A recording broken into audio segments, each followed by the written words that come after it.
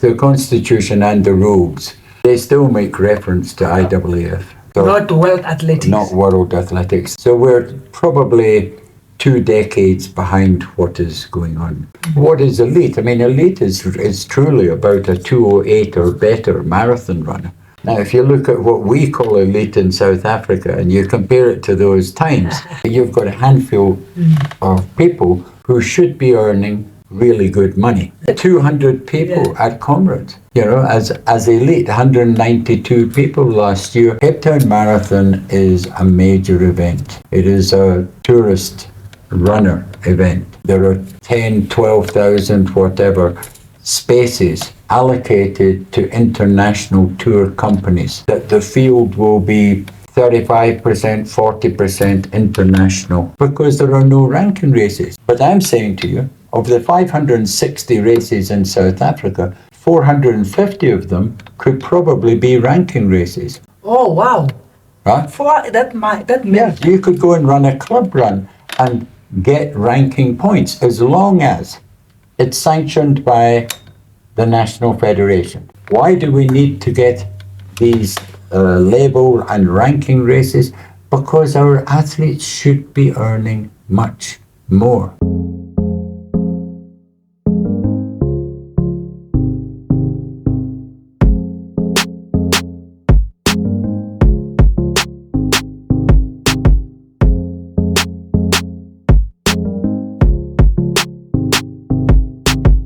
Folks, welcome to this episode of the Runners Podcast with myself, Rotoholu.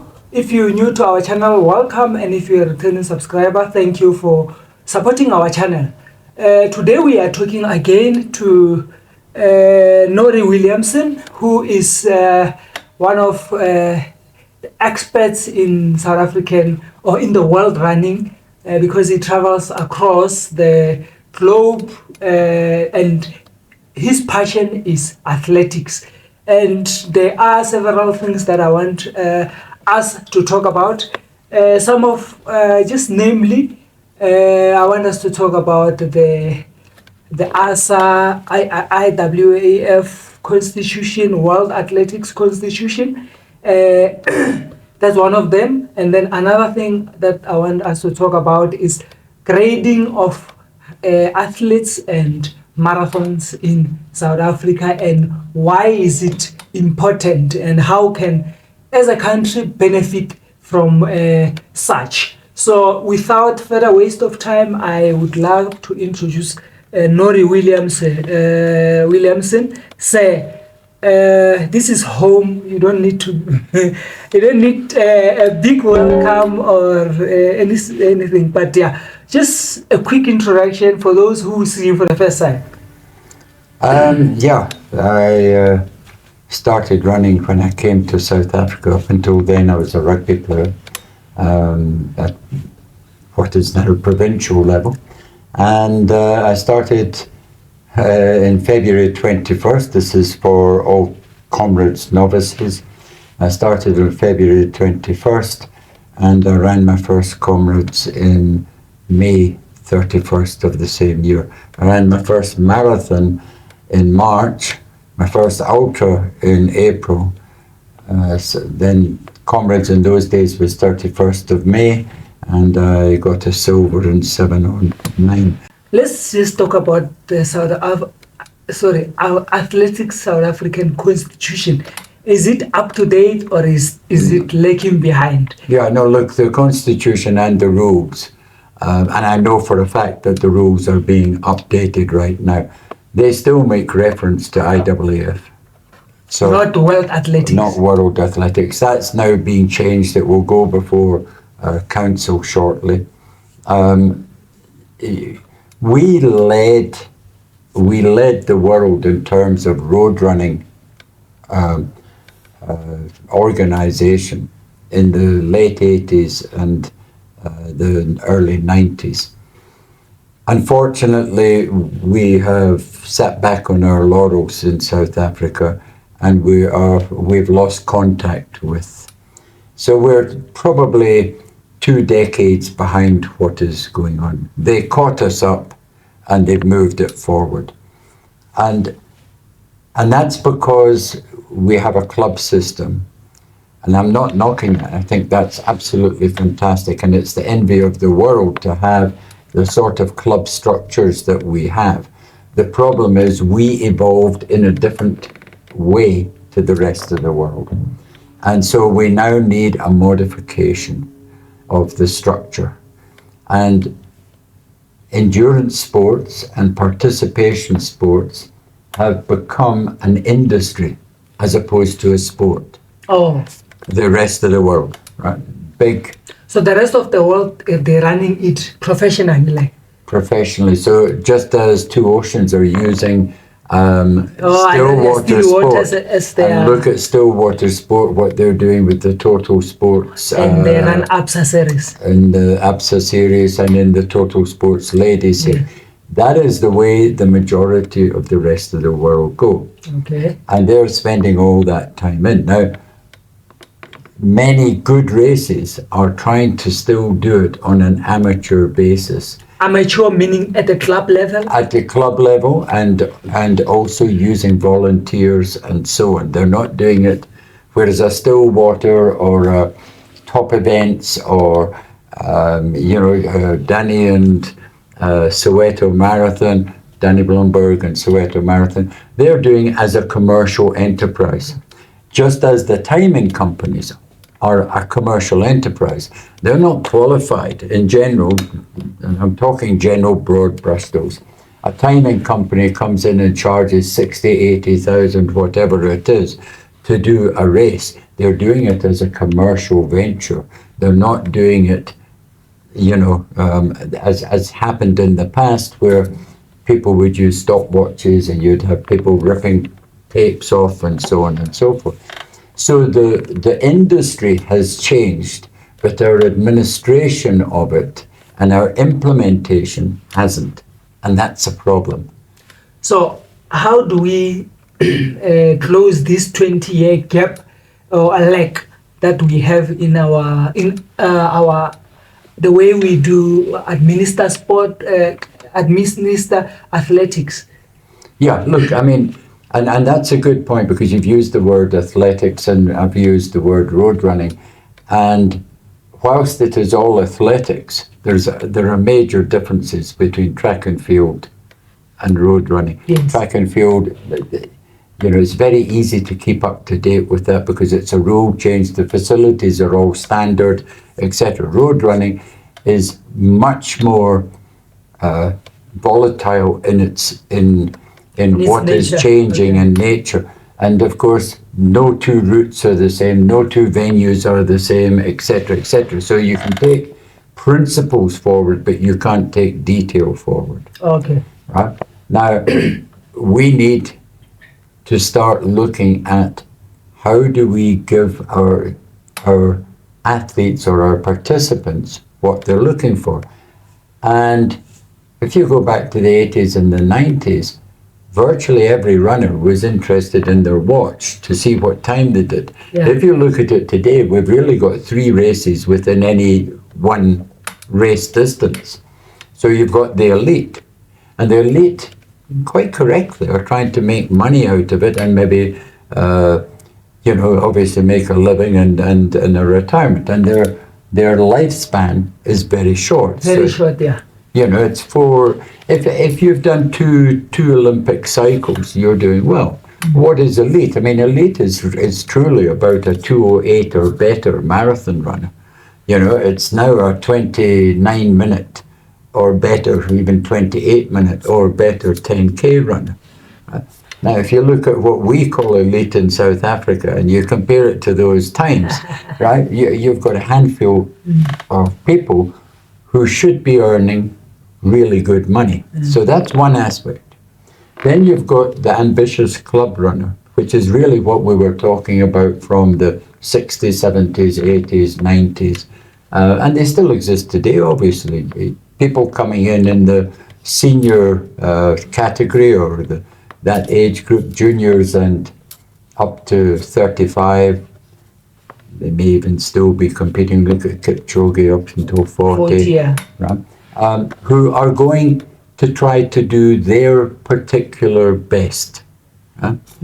then and you could include the masters in that as well. I mean, there are many, the Nancy Wills in Cape Town, many people who want to do the best they can as their age group. So that's a second competitive level. And some of them will win prizes, others won't.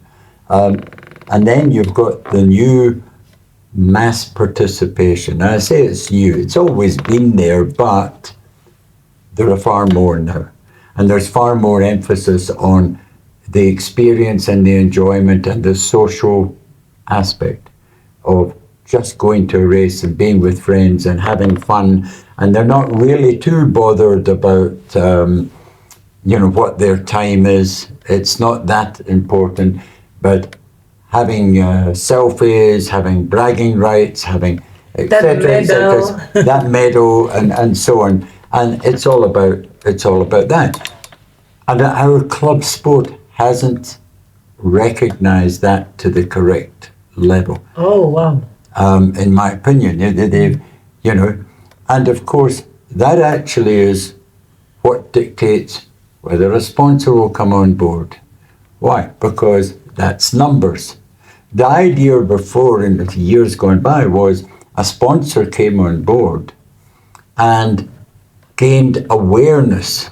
So a Colgate, a Kellogg's, a Johnson Crane, and people became aware because the name was there.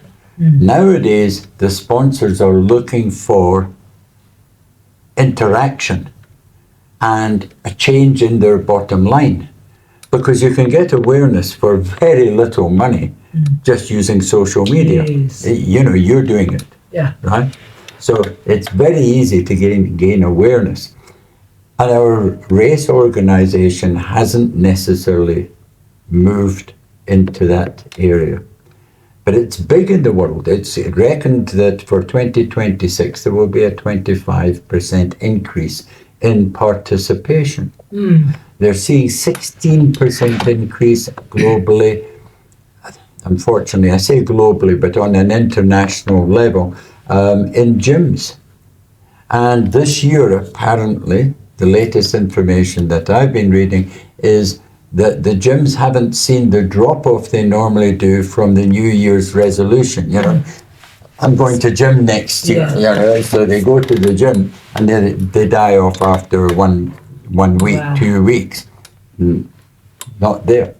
It's carrying on. So people are looking for that. So the whole mass participation world has changed. And we are still pulling down last year's entry form, changing the date and putting it out and making the same offering. And that is where we went wrong. So what are the main, what were some of the main changes from IAAF to World Athletics that we need to get rid of and move with times, in terms of, it might be administration wise, or because there's something that I've observed or that I've heard of, that in other countries they don't have the club system, they don't have the licensing and so forth. Although the licensing is part of our revenue generation for the athletic bodies. So well, you've mentioned so many things, right? So IAAF remained IAAF until Sebastian Coe got elected in 2015 in Beijing. And in 2017, they started the change to World Athletics. And road running was given a position and recognized as the potential for bringing people on board. And most of the road runners are older, so by bringing the parents on board, you're automatically also...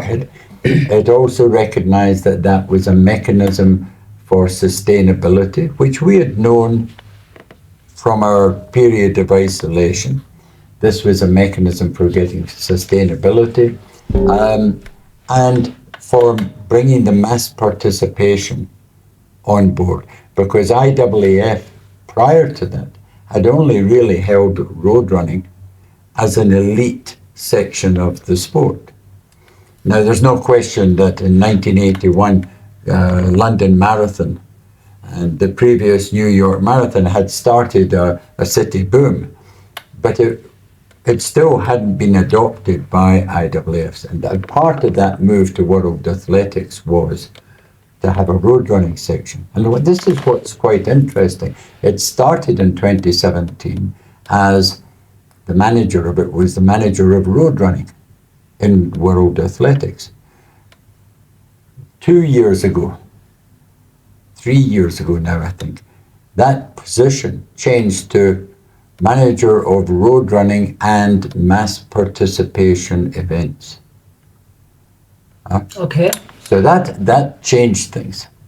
And when they brought in 2017, they started labels. Just as you've got a diamond league for track and field, they brought in label races for road running, where top athletes were guaranteed a number of prizes.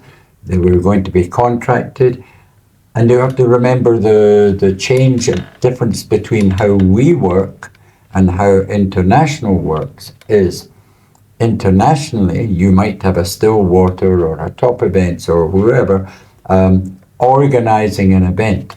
And they put aside, normally for a city or for a municipality, they put aside a budget.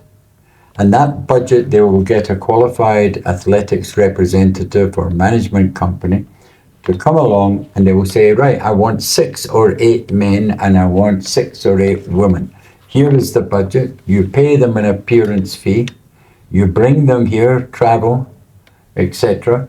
And they will have this prize money, this set of incentives. And that all comes from a budget.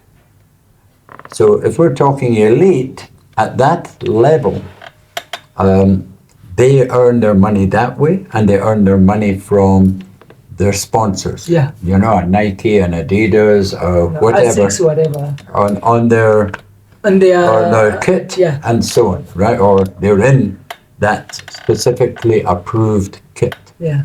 Okay, so that's how they get their month-on-month money, and it is the appearance money, and the appearance money can be, you know, considerably large, $100,000, depending on how good you are, what your name is, etc. I mean, Kipchoge is many $100,000 just to have him at your race.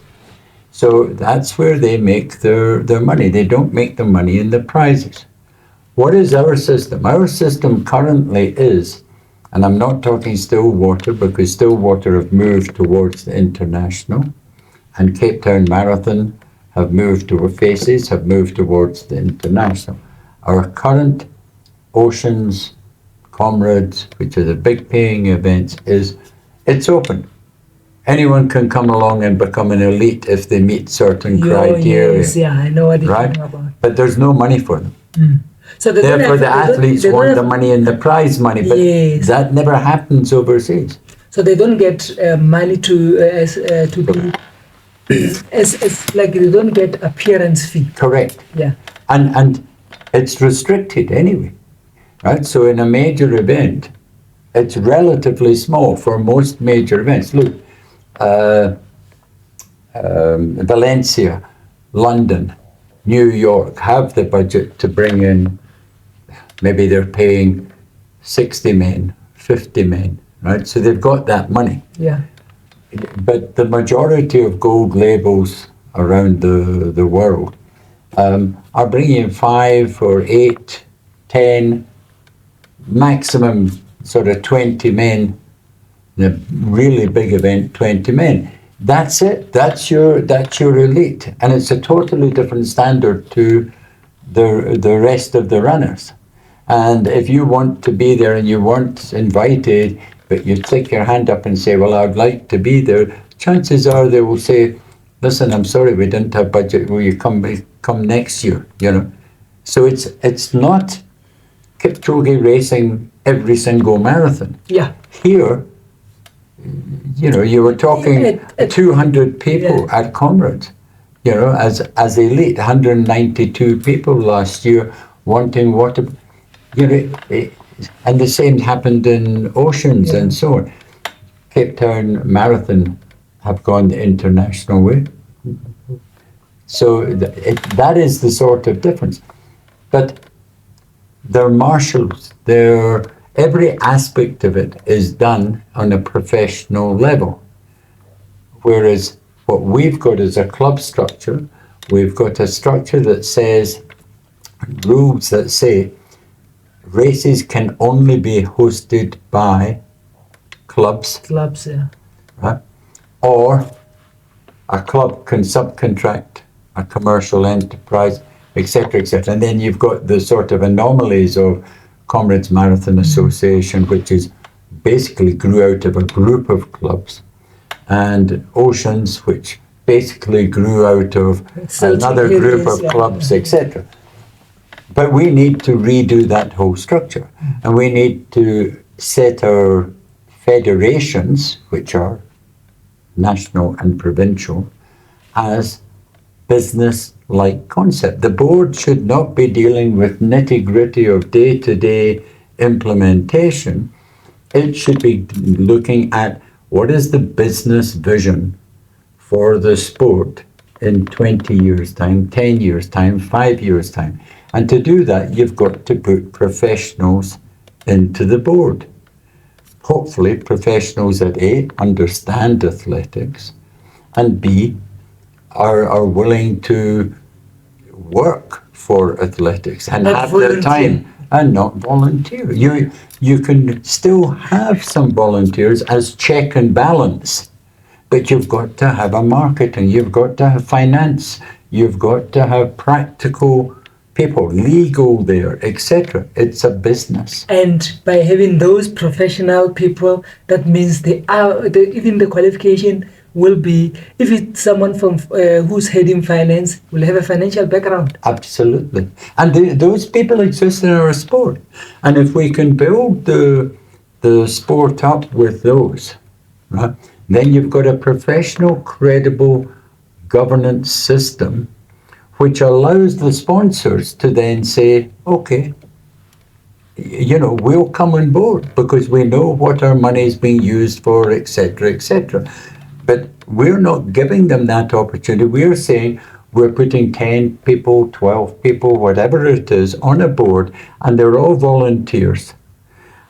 And at any time, a volunteer can say, well, actually, I've got to get back to my family, So there's it's not binding. Right. Now, where do the passion come in? The passion people come in the commissions. Because it's the commissions that need to be doing and guiding their discipline of the sport. So you can have more people there. And then what's the role of the office? Well, you've got to have money to employ people who are qualified to be able to do the implementation that comes from the commission. Right? And so you restructure it. How that structure looks, I'm not going to, I don't want to dictate on that. It can be done. And then there's something I want us to explore. The rules that are governing South African athletics, the rules by ASA, are those fair to the elite and the social runner? I mean, in terms of, I know as an elite, when you win, they scrutinize, they check your license, they check your race number, your kit, and everything. But is it fair to apply the same rules to a social runner who's just there to run for fun? You're highlighting the exact thing. As I said to me, there are 3 sets of runners in this. Yeah. The elite should be identified. There needs to be criteria for determining what an elite is. And an elite needs to be 100% by the rules 100% of the time. You're like a soccer player. You're a rugby player. They go there and you can see they've been taught professionally how to answer questions and so on and so forth. You can see that they will not break, and they don't speak back to the referees, they take it as a general rule, right? Whatever the decision is, and it will be investigated afterwards if it was a wrong decision. Yes. That's where our professionals need to be. That's how they will build characteristic and make themselves media social. I mean, Gerda, what a pleasure to have her talking. Recent years, Stephen McCaulker, what a pleasure to have him as an interview. So that's the way. They don't talk back to they accept it, they then go through the correct process to have it reviewed if necessary.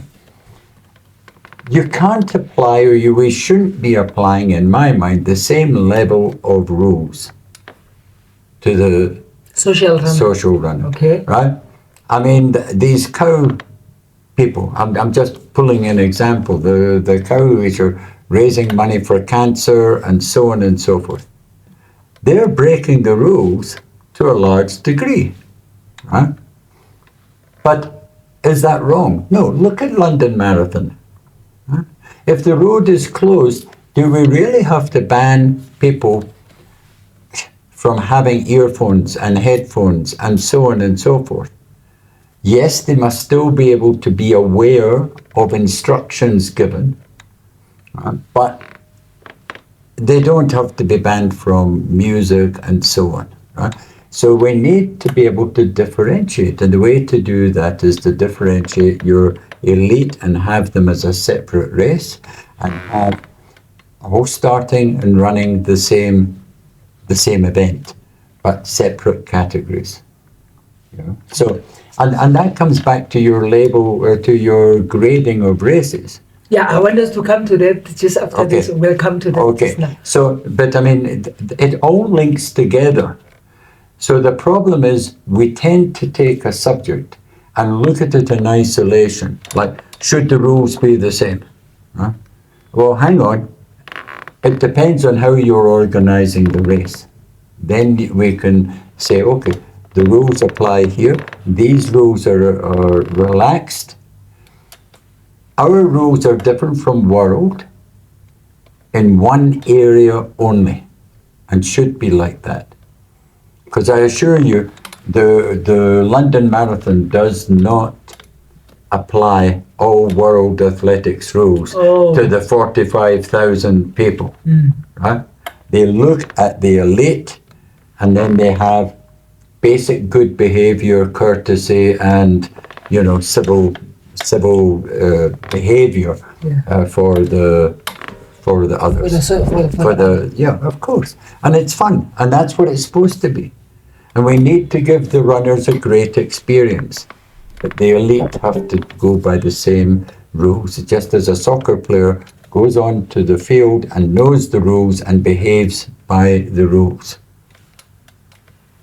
Now let's go to grading of marathons and the elite runners thereof, because I think those are, go hand in glove. Absolutely. Let's start with why is it important because let me just bring a background. We are officially in the marathon and ultra season as South African runners because our calendar was somewhat drawn towards comrades because of the isolation, and we haven't gotten out of that, or we can after that. So maybe that's why we are lagging behind from the world in terms of running best times and having label races and so forth. So I think where most runners don't understand is, like, for example, remember when Cape Town Marathon said it's not about South African runners and it's not about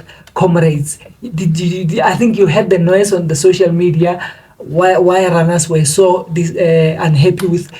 I think it's because of the understanding. Maybe we don't understand why we need to have label races and what's the importance thereof. Okay, so you want to talk on the label and not the grading so much. Yeah, why do we Okay, need so let's go on the label and so on. Yeah. Why- And you're 100% correct.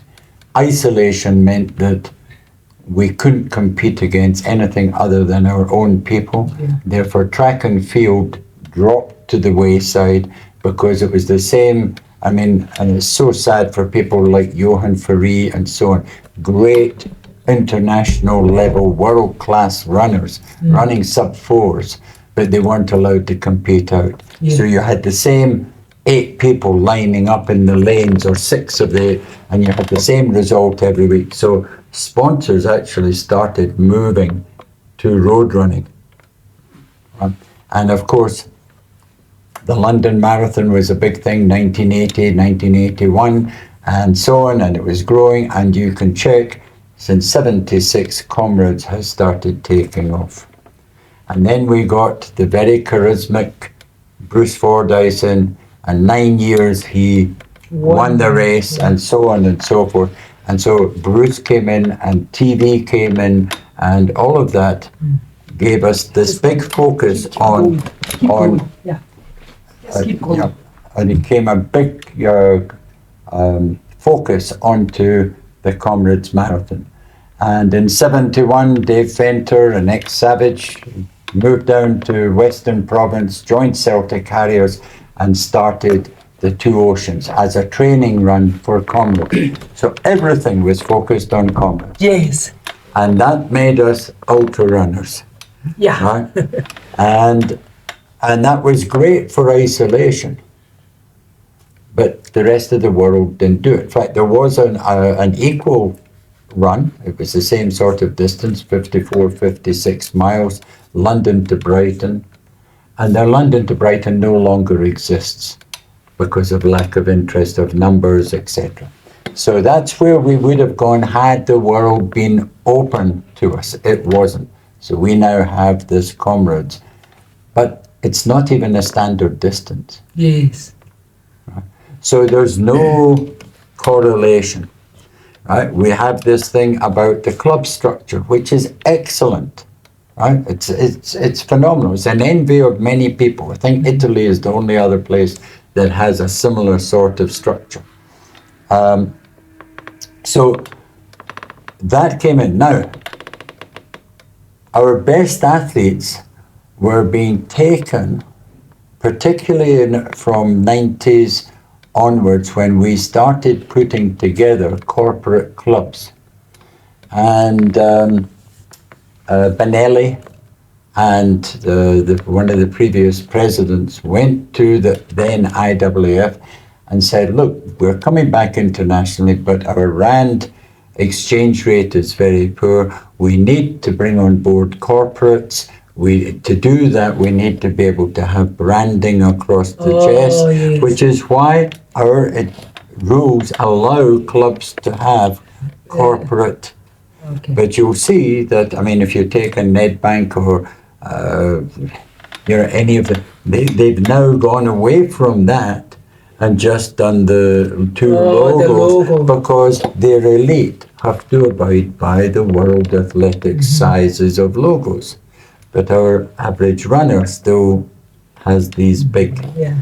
So what was happening was whenever we had good marathon runners, they are being taken into Comrades, because if you get a top 10 in Comrades, even in amateur days, you would get a shoe contract, or you would get a... Yeah. And now the money in Comrades, I mean, it's estimated that Almost the winners get, well, they walk away by the time they've had their own incentives, Yeah. by the time they've had their monthly salaries and the prize money, they're talking 2 million, and the potential to do more if they're good with media. So, but where is that in the marathon? And the marathons are being run as if, it's just a jog around the park. So you're never going to get a great time out of it. And we have 560 events, over 560 events a year on our calendar. So, people are going around winning 2,000 rand. So Why do we need to get these label and ranking races? Because our athletes should be earning much more. And that's what Stillwater have done with the ABSA series and the Total Sport series, and the Spars has done it with the ladies. Yeah.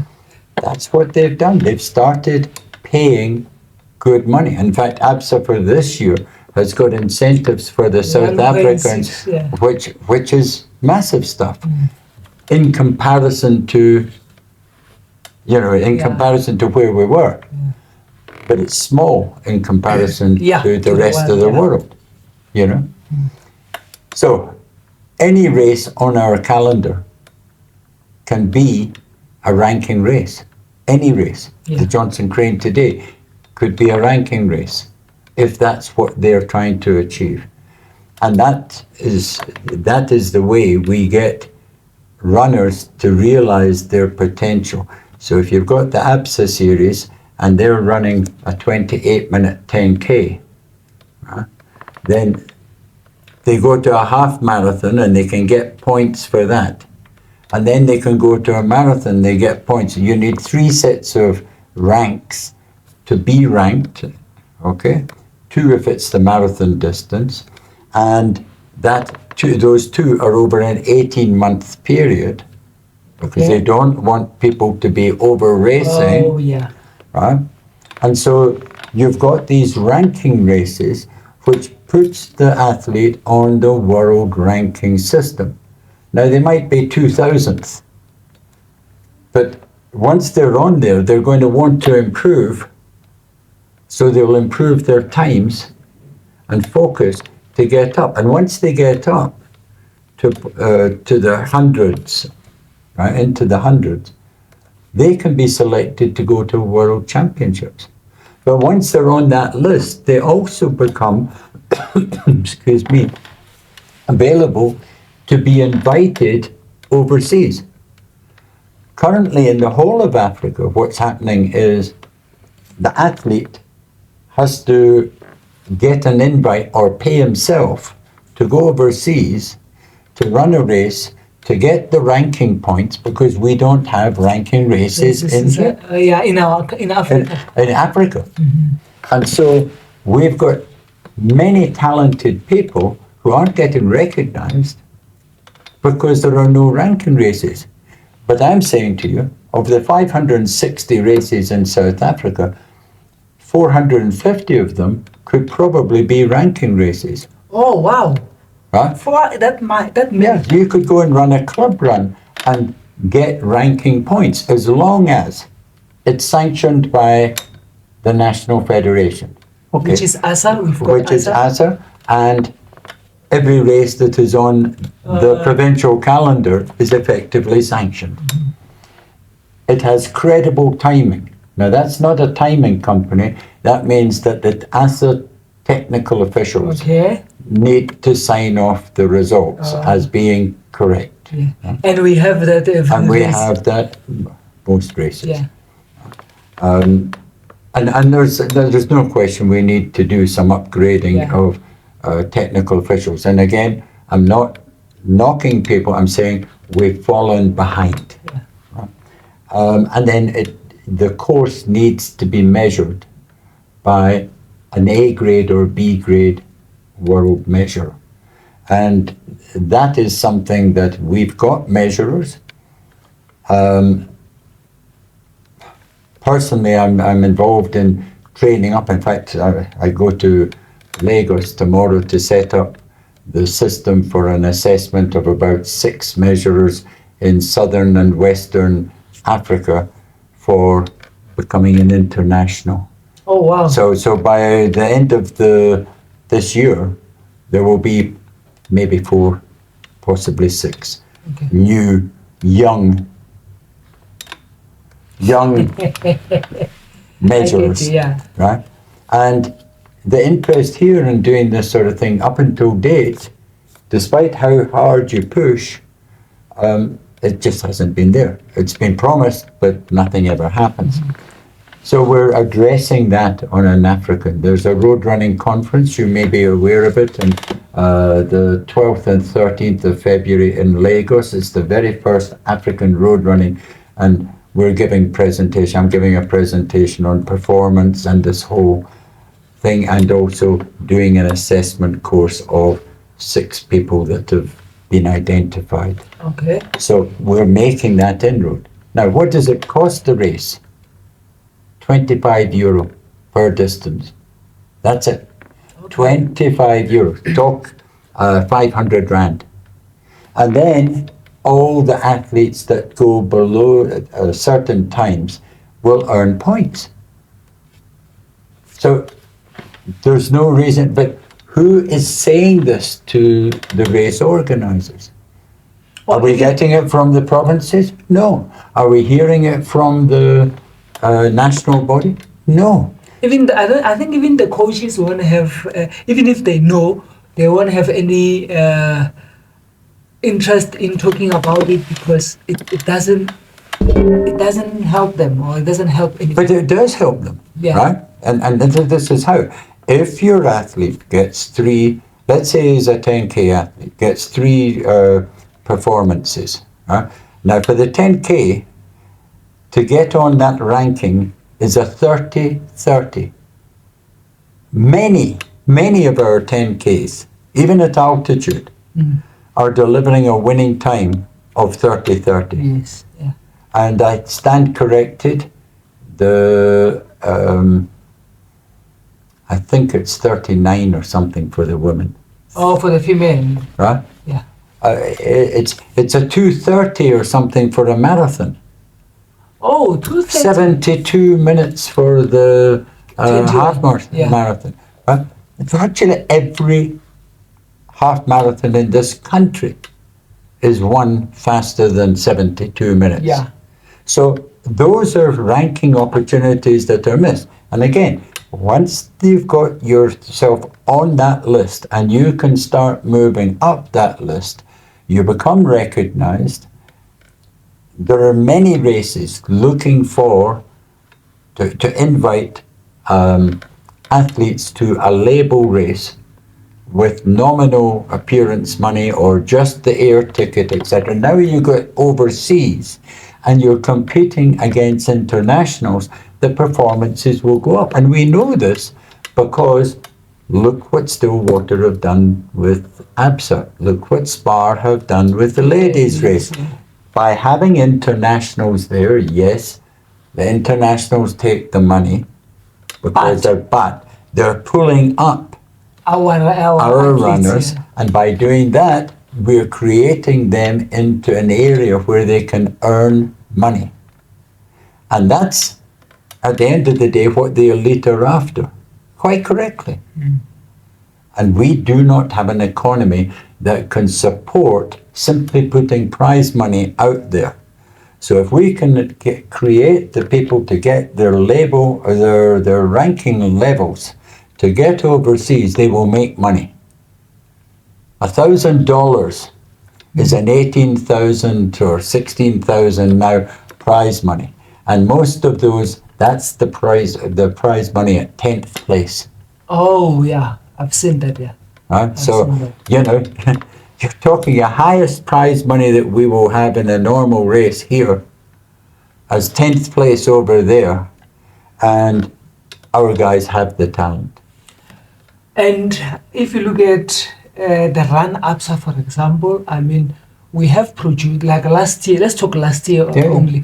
You've got Kabela Malaudzi who has performed, you've got others who are coming in the ranks, Adrian Lowy, Adrian Velsket, they are coming in. And then you look at the ladies, you've got Glenn Rose and others.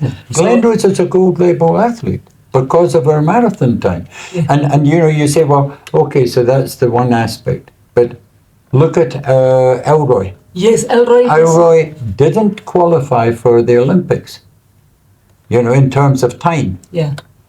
But on ranking, on points, he became in the top 50% that qualified. So he goes to the Olympics. the appearance money Elroy can ask for now is significantly more because he's an Olympian. Right? That is what we've got to understand. We have had too easy an elite athlete definition. People are calling people elite athletes when they're actually good club runners. Yeah, I've heard that many a times.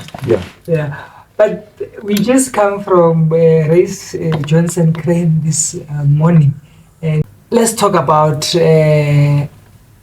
ranking. So Johnson Crane, and every race, the very first thing you should be asking as race organizers, clubs, etc., is why am I organizing the race? And the purpose of Johnson Crane is much more towards providing a good qualifying race. It's not about the elite. Yeah. The prize money is not there for the elite, right? And if you start talking graded races, then there needs to be the world, international, national champs as a band. And then you've got a national level race. And then you've got good provincial race. And then you've got club race. And then you've got development, where perhaps in the rural development, where it's a small community and the guys want to do something to start the ball rolling. Let's talk about that. Can you please just explain how do we arrive at the situation whereby in South Africa we have those different types of grading to races? Well, we don't have the grading, but I know, I mean, the chairman of road running, Enoch Skosana, has, I know, put this forward to the ASA board, and hopefully it will be accepted. Right? And so on that level, again, looking at the top level is for the elite. Which is the real elite going for world and for national championships. What's the label called? Well, they don't have that in South Africa yet. Right? So you have that level, and that is for people who have qualified and elite and so on, and the prize money can come from wherever it's coming from. Okay, I mean, it can be a sponsor, it can be the National Federation or whatever. And within that will be all the world athletics races, any race that is under world athletics. So Cape Town Marathon would be there, only their elite section, obviously, right? You then maybe have an intermediate on a second level, where the minimum prize money has to be this, and this, depending on the distance, so that is for elite. And you can have a recreational behind it, that's fine.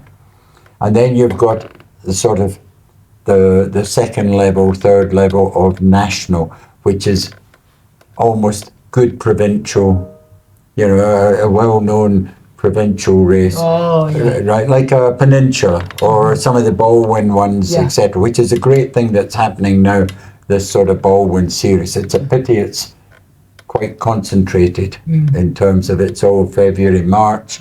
And I see... now one is in September, GPC in September. Right, but it's still club organised, etc., and there should be minimum.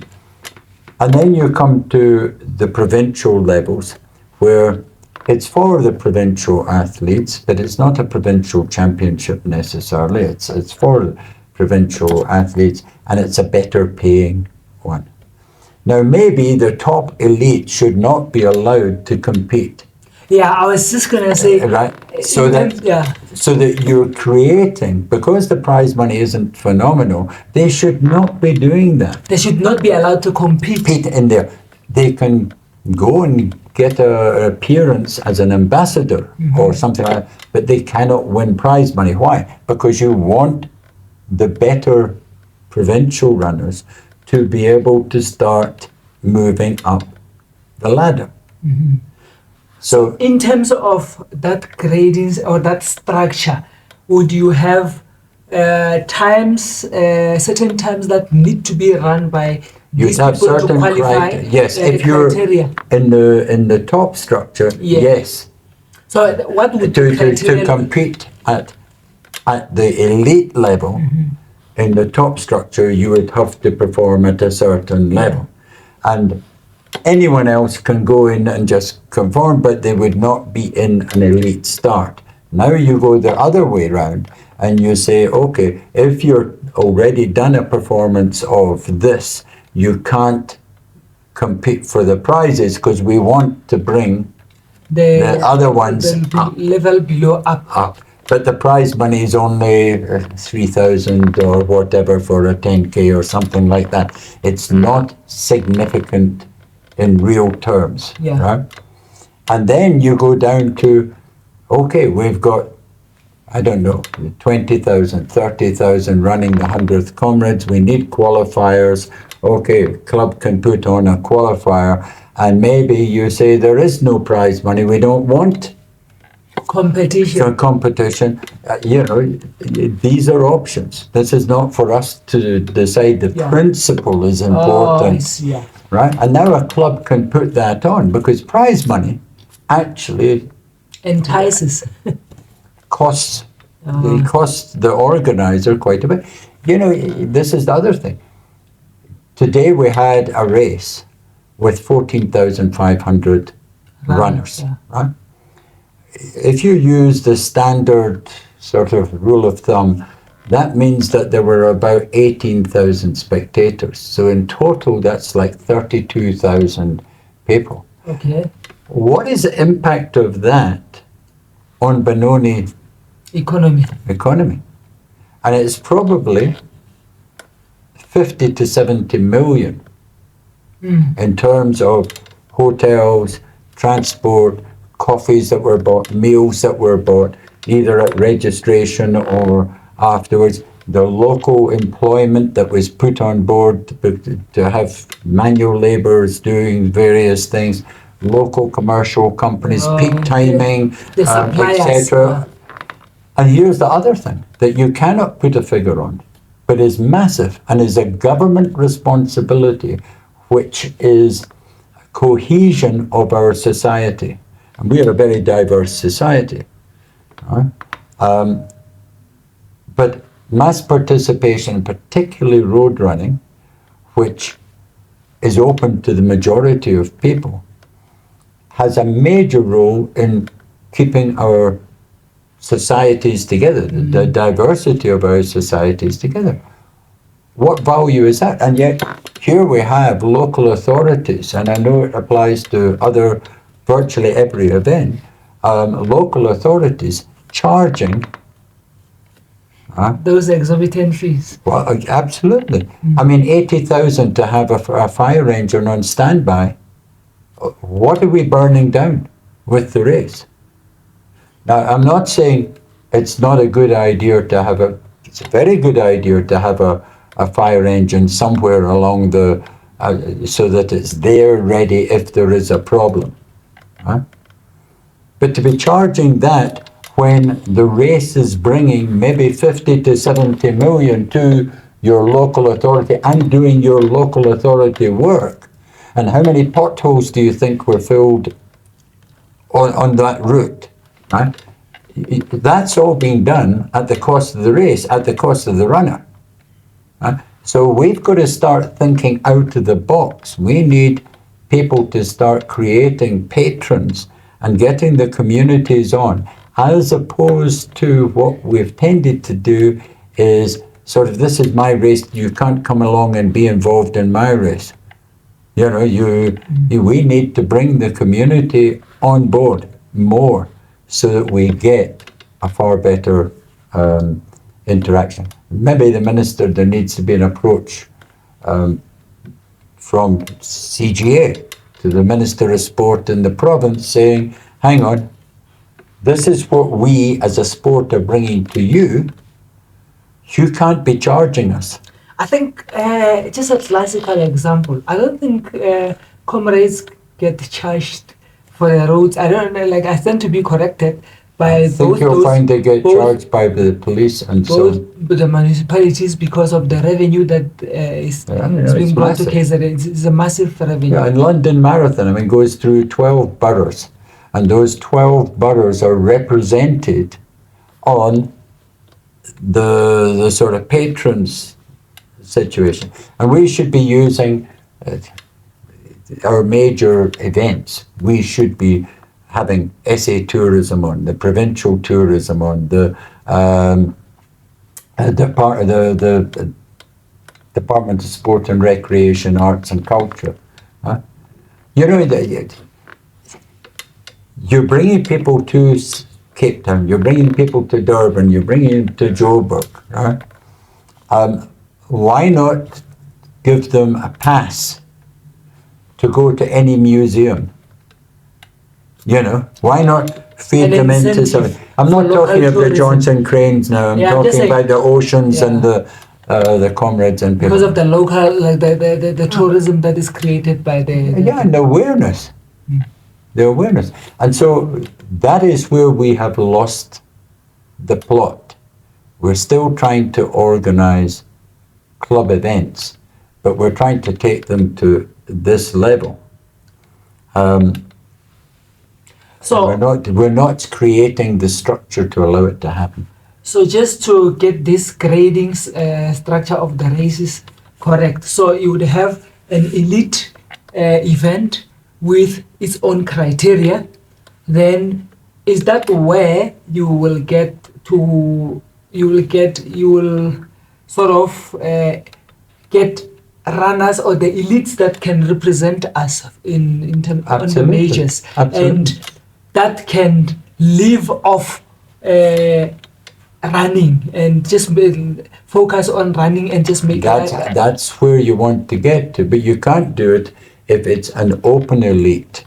So, you know, we've got enough marathons where if we say the criteria is, let's just say it's a 2:10 marathon. Right? Yeah. We will have enough for those 2:10 marathons to do 2 marathons in a year. And because it's restricted in terms of the organizers going to request for maybe 8 male in each female. event, Yeah. right? Then they'll be able to pay decent prize money. You can't pay decent prize money when you're inviting the whole world. When you have 192 exactly. elite people that are registered. Exactly. So look, comrades are different, but the principle is there. We've got to create the events that are going to make an elite sustainable, and not necessarily through the same way that we have, right? And there will be people like the boxers. There are, you know, in boxing, 2 top guys avoid each other to the point where the prize money becomes worthwhile to box. Yeah. Right? So they avoid each other at a low level and low prize money. Well, we need the same sort of thing. Our best 2 marathon runners avoid each other until we come to the marathon that has the prize money that gives them a return. And you can get people interested in that because they're not doing it every week. But if Stephen McCocker is racing every week in a 10K, people get bored. They go, well, why am I paying for this to happen? When we see it every week anyway. We see what he does every week anyway. So you would get a guy of that caliber maybe racing twice a year and getting enough pay to sustain them the whole year. Or incentives from sponsors. Okay. Except, remember, the prize money, even overseas, is small. It's only big to us because it's in dollars. Huh? The prize money is small. The appearance money is higher. The incentive, if they win or do a good time, adds to it. Right? The sponsor, their sponsors pay them because they also do a lot of media stuff and so on. So it's a combination, and we need to revisit that. But I keep using Stephen's name. It's not fair. But a top athlete who is still young, right, is going to go overseas. And there are something like 280 label races. China has 1,000 major races Oh, wow. in a year. They have 12 gold label events. And how many do you have in South Africa? We don't actually have one, Yeah. right? But Sanlam obviously is, the Sanlam Cape Town is obviously going to be, And then that because it's Devon one is... just a basic label, Yeah. because it costs money to have those label events. So just a basic label where there is no pressure on you to have any elite athletes, world elite athletes, and you don't have to have any stipulated pricing. At marathon is $3,500. $3,500 is something like 52,000 rand, right? 52,000 rand, you could pay, let's say, 10 athletes to come down from Joburg and back. That's 30,000 just on airfares, right? You put them up in a hotel if you don't have an agreement with the hotel, and you could probably give them each $1,000 just for being there, right? But that's 10 athletes now, right? So now you've created something that the media are interested in. Oh, I see. Right? But that's the same price that you would pay to hold the label, so it doesn't work. The label races in Africa are not working because the fees to host them are already high. Now, Lagos Marathon has a gold label. There's a 10K in Lagos that in Nigeria that has a gold label, but they're few and far between. And what's the difference between a label race and a ranking race? Well, a basic label race and a ranking race are very similar, except the label race requires you to have certain levels of technical equipment and not the fishy. So that it doesn't make sense, unfortunately, to have label races in Africa financial sense while we've still got this situation. So we need, if they're going to go to a label, we need them to go to a label elite or a gold label. Okay. Right? And that means big money. That means you've got a Access Bank, you've got a FNB, you've got a whatever, right? Coming in with a real, and you've got a whole structure of sponsorship and so on. You need a Comrades Marathon type budget. Oh, I see. But for a marathon, to make it work on a label. And then, which brings me to this question that I want you to answer technically. We were not happy as South African runners about why Cape Town has decided to say they're not interested in Comrades runners, and even this year's Sanlam Cape Town Marathon will be run outside Ocean and Comrades qualifying window period. So why is it important? What is Cape Town Marathon saying? You say we're not interested in Comrades runners. Cape Town Marathon is a major event. It is a tourist runner event. There are 10, 12,000, whatever, spaces allocated to international tour companies. Right? Yes. They will bring in that. We will find that the field will be 35%, 40% international or out of South Africa, runners coming in there. That is massive. Yeah. Because they come in for 3 days. Start adding that up. Watch how that changes the economy. So that is where they are, and they're saying it doesn't matter, guys, if you guys don't come in to run the Cape Town Marathon, it doesn't matter. We will fill this. Maybe not the first year. We will fill it Eventually, in 2 years' time, as people realize the value of South Africa as a tourist running destination. And that is what we want from a country. And that is how they generate the money to be able to pay the top prize money. Because their top prize money is a totally different level to any other marathon. And we as South Africans are almost saying, by the way we act towards the marathon, we're not interested in marathon, we're only interested in comrades and two Let's just oceans. say in ultra. Yeah, in ultra. So that is, we are almost our own problem. And you hear all these complaints about this, that, and the next thing. Who's got to change it? It's us. The club chairman. They go to the council meeting in the province. They're the ones who change. Who tells the club chairman to do that? You and I, the club members. Yeah. And if we're not doing that, we cannot complain that we're not making changes. And that's why, again, we need to restructure to make people at your level and my level believe that their word actually can have a power. But then if, let's say, come this year, May, Sanlam Cape Town Marathon is awarded the major status. Right.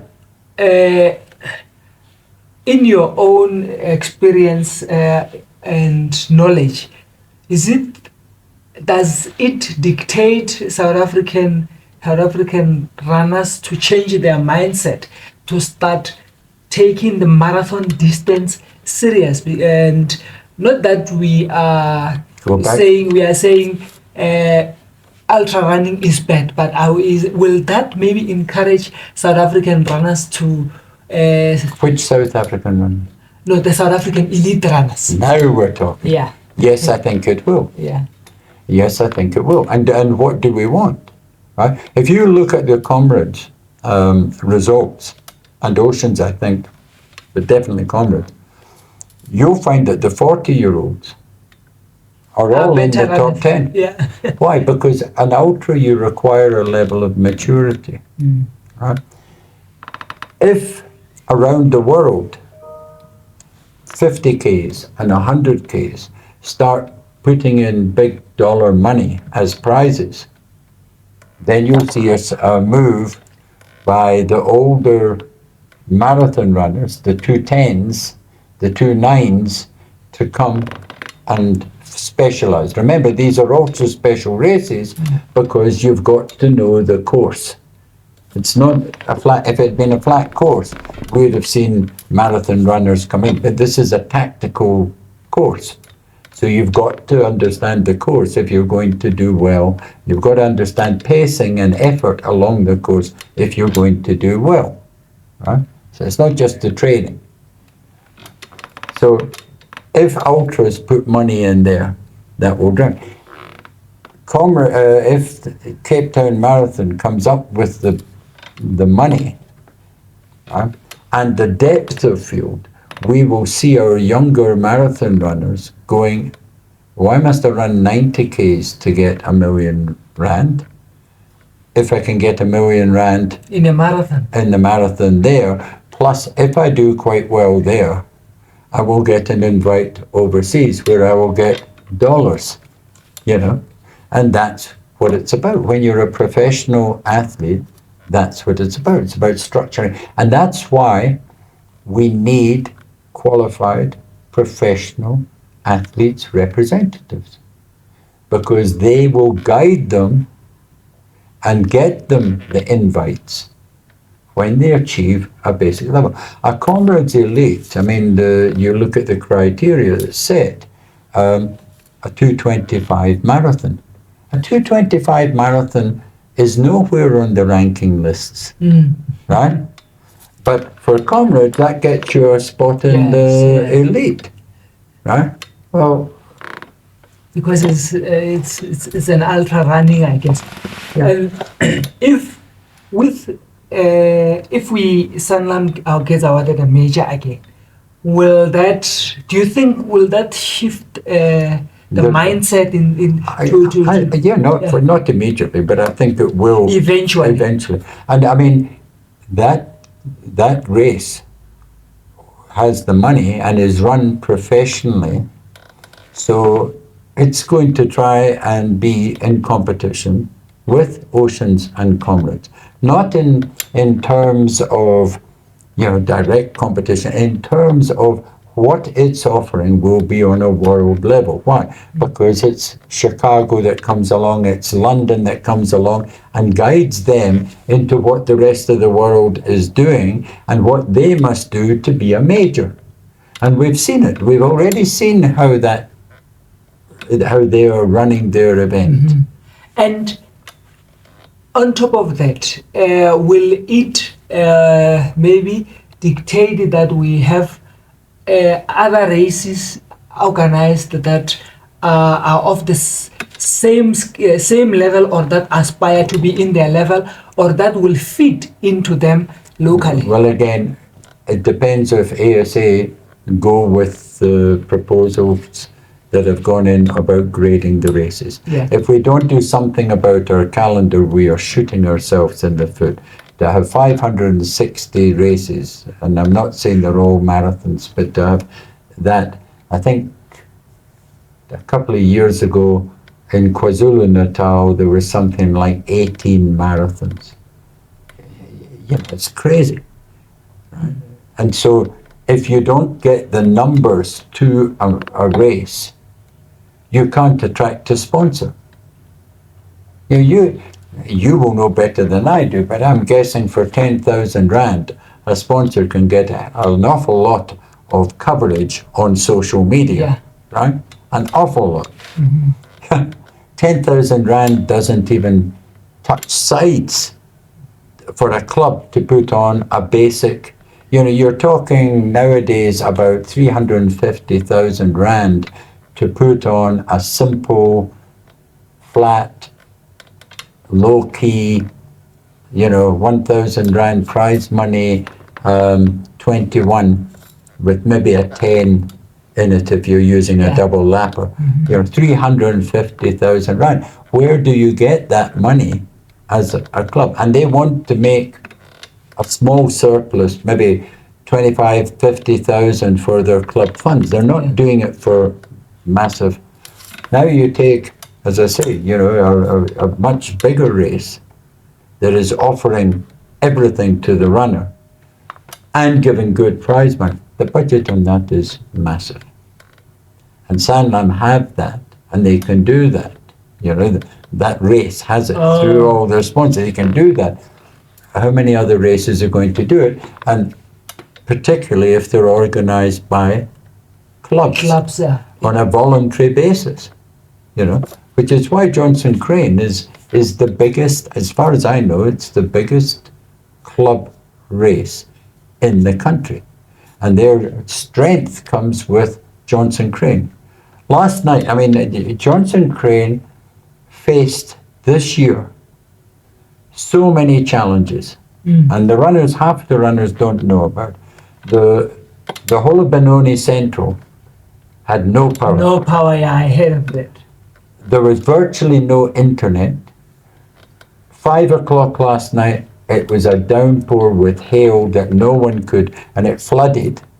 Yeah, I saw at the finish as you were entering, because it was still flooded. Absolutely. As I say, virtually no internet, so your timing and so on is, your connections are all gone. All of that happened, in 24 hours before the event. But they managed to put it on. But how many clubs can do that? Yeah. And there's a key thing there was when that pole came down with the telephone wires and the fibre on it and so on and so forth, they got a Johnson Crane to go along and lift it up and restructure it, and we got straps to tie it in. Otherwise, that would have been across the ground and no one could have gone there. We would have had to take a different route around. The distance would have been wrong, all these sort of things.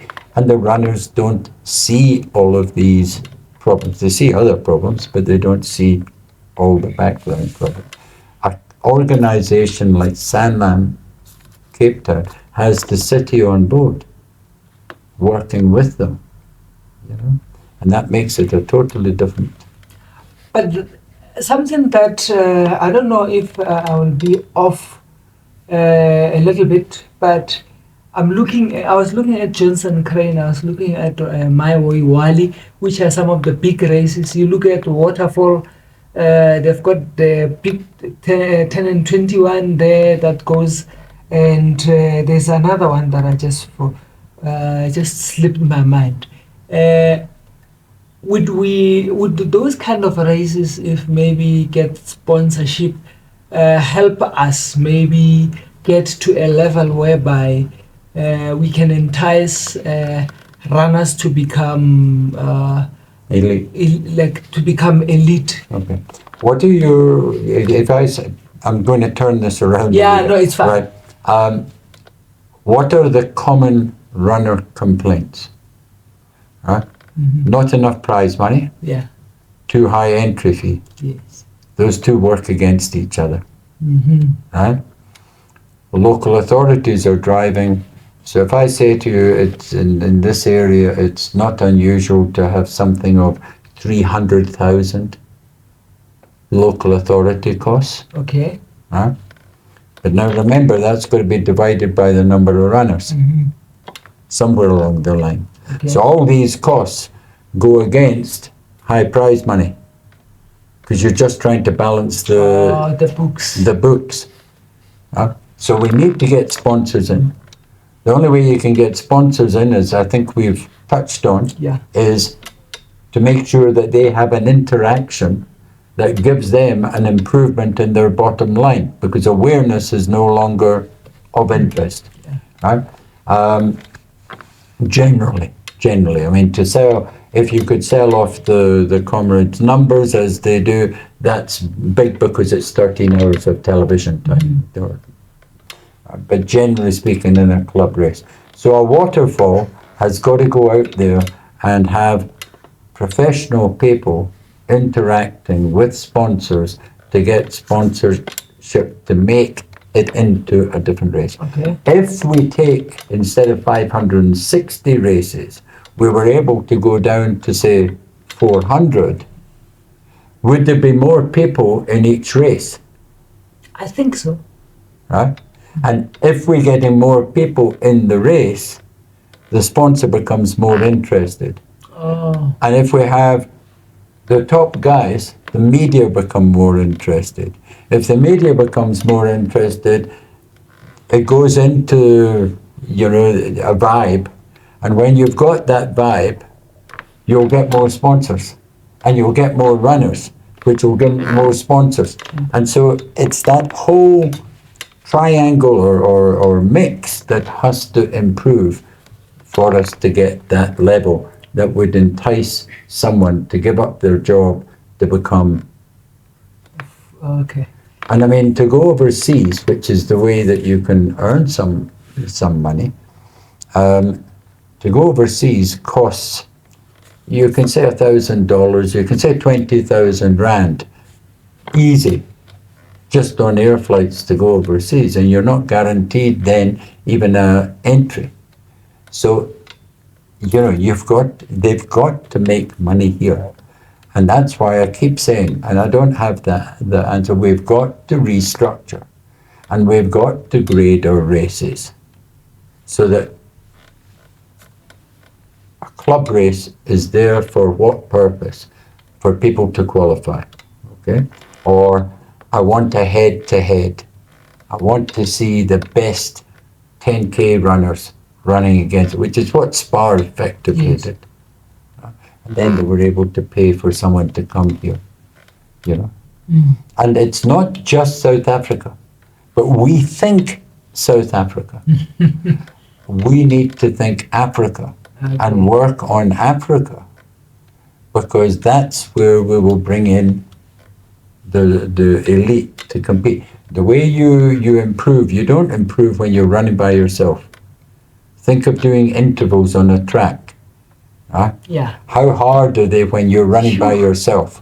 But if you go and do it as a group, they're hard, but you're actually running better.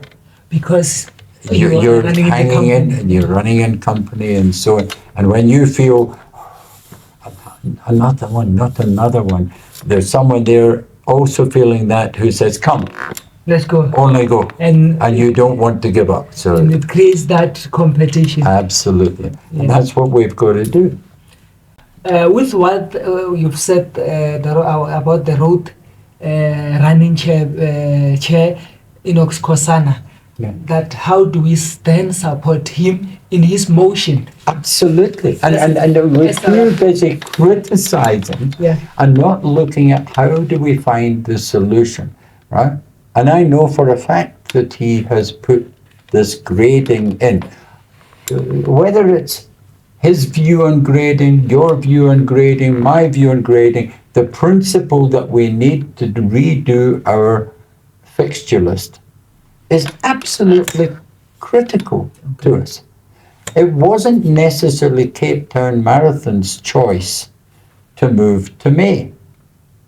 Do we understand that? It came because look at what you've got. You've got London, Boston, I'm missing one, So where is Sydney? Japan, Tokyo, Yeah. all in the first half. Yeah. And remember, they have seasons and they work to the season. Their season for marathon in Europe and North America tends to be March to the end of April, Yes. maybe one in May, right? And then at the end, which is your September to October, possibly into November, right? Spain, Valencia being an exception, one, yeah. Athens, the ones that are closer to the equator. So then you've got your Chicago, no, Chicago isn't, yeah, Chicago, New York, and Sydney. Sydney, Yeah. but there's another one we're missing there, Berlin, Berlin. right?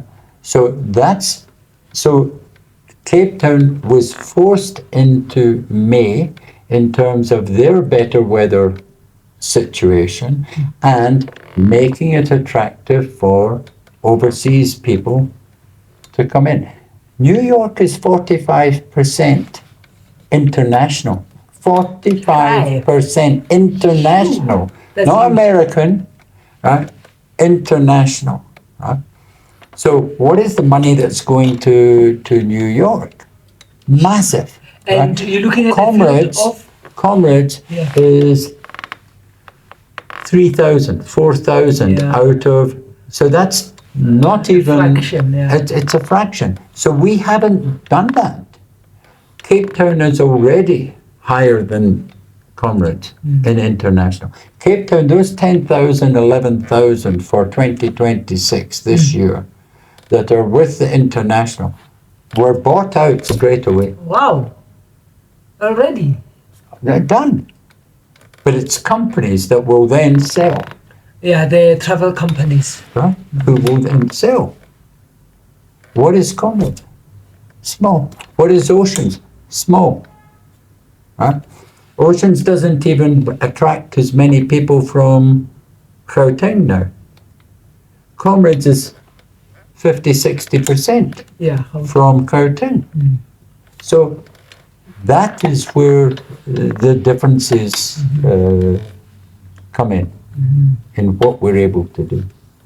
So we need to support this whole idea of grading instead of the resistance to it, because that's where the money comes. If we can get money sustainably into the sport, we can do things. But then how do we support that move? Because it's stable. How do we, do we have a say as runners? So do you have a say as runners? That's the question. So it's things like United Athletes Forum, right?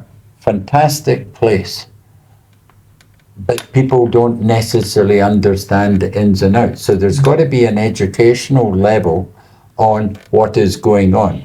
An educational level doesn't mean that you're telling people how to vote. You're saying, here are some of the facts. Start looking at it. It's a very complex. I mean, that's why it's so hard to, and so we need to do that. the way it's structured right now is everyone has to use through the club. The club chairman goes. Now, you had the elections here in Gauteng yesterday, and it seemed to go on to, I don't know, it must have been quite long. The one in Durban went on for hours, right?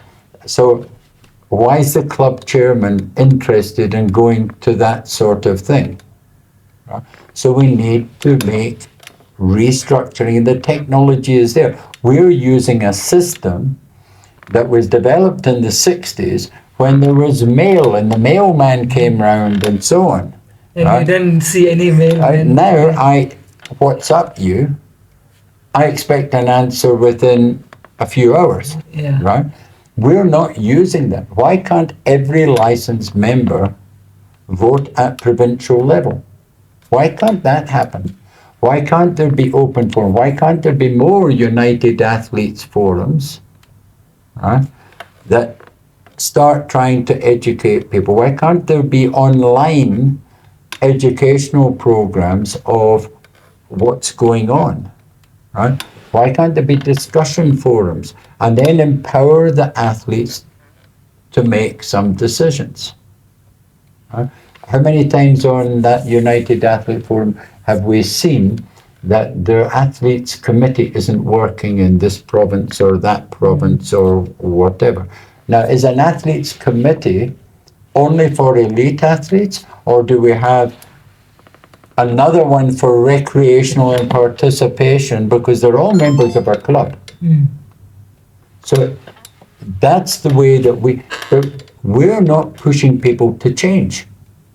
That's why I keep saying it needs to be an outside working group that is appointed to take in ideas, not give their own ideas, take in ideas, sift them and put them forward and backwards as a proposal, because it still has to go through the current constitution. But what is important is people in position will tend not to make changes that require a change in how they get into position. Oh, yeah. Right? It's human nature to some extent. Right? So it's no use ASA saying we will do an internal view, or comrades doing we will do an internal view. Right? The comrades' change came through a revolution. The ocean's change came through a revolution. Right? Yeah. So it's very hard for people in position to affect change. Yeah. It has to come from outside. But it doesn't have to be an antagonistic, and it doesn't have to be, targeting people. One has to accept that no matter who is in position, they went in there with the correct intention. They don't have time to do it. Some aren't necessarily elected on the necessary skills, which is why even at world level, there are 2 appointments at the board level, which are appointments. And they look at what skills don't we have. Okay, these appointments are to balance the skills. I see. Yeah. A past South African president, I was in 2017, stood up to a council meeting of then the IAAF and said, but we've been doing this for years. Not that I'm aware of, and I've been around for 45 years in the sport in this country. Yeah. So, that's what we need to do, is bring the correct skills on at each level, coming down to balance the skills that the people that we've elected are there. I think let's end it at that note. Yeah. Thank you. There's far too much. It's far too complex but I think with time we will get to simplify and. We are in an incredible, opportune time, particularly and thanks to the upset of comrades, the upset of oceans, and the development of Cape Town Marathon. Plus, and I keep coming back to them, the ABSA series, Total Sports, and Spar Ladies at the 10K. Yeah. We are seeing such an explosion of talent in that distance, and it's spreading into track and field as well, and to cross country. For Maxim to do 13th, I think it was, in the World Cross Country. No, in the World Cross Country, it was Adrian. It was Adrian. Yeah. Adrian was So to do that, right? That's all coming out of what's going on in the 10K level. I see. Yeah, and if we can repeat that and show how that 10K impacts your marathon, it's going to change things. Yeah. You know, if you're faster at a 10K, you're about 4.7 times faster at a marathon. Okay. Thank you. No, thank you. Okay. It's a lot of fun. I love talking athletics at any level. Too much. Now, hence, I take time sometimes to talk to you and suckle out the knowledge because. Well, it might not be here tomorrow breakfast. So yeah, you told me that you are 72 next month. So yeah. I mean, times are moving, And that is why World are using me. World have used me for 7 years now in sharing knowledge and trying to. That's why we're doing these course measurement courses. That's why we're doing race organization seminars and so on and so forth. But in South Africa, we think we've got. I don't have it. Everywhere I go, I learn something new at every single event. Yeah. And if we can just change our approach, this country. In 1986, I wrote an article for Athletics Week. It was called Black Man Burden, but we were in isolation. And I said, when we come back, we will provide the world championships at every distance race. Because we have the talent. The talent hasn't disappeared. What's disappeared is our mechanism of interacting with the international. Yeah. Thank you. Thank you. Let's close it here. Thank you very much. Okay.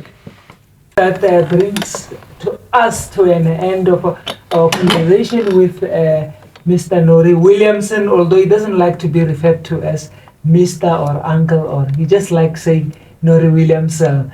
Norrie Williamson. So like, subscribe, comment. We love what we do what we love. See you in the next episode. Until then, sharp.